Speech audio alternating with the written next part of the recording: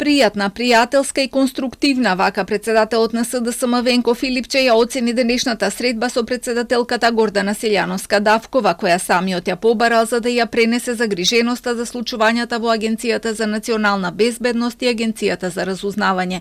Побарал и нејзина интервенција. Сметаме и реагираме дека треба да се запре партизацијата, посебно што се во овој момент се случува во Агенцијата за национална безбедност и дополнително сметаме дека обединувањето на агенциите од две во една ќе направи навистина гломазна институција која што тешко може да се контролира, и тоа и го укажав и на председателката денеска. На средбата, која траеше час и половина, се зборувало и за блокираната евроинтеграција и иницијативата на ВМРО ДПМН за уставни измени со одложено дејство.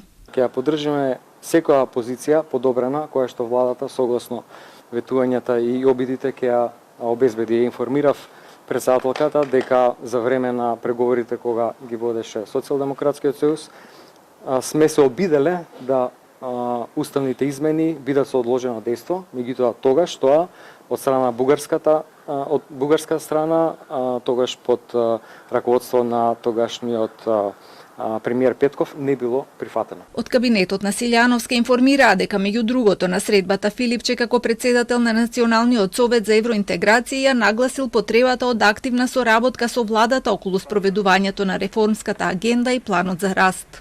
На средбата беа разменети мислења за општествениот амбиент со посебен акцент на политичките и безбедносните состојби. Во разговорот, Венко Филипче ја информираше председателката за актуелните партиски промени врзани за изборот и конституирањето на новите партиски органи и функционери.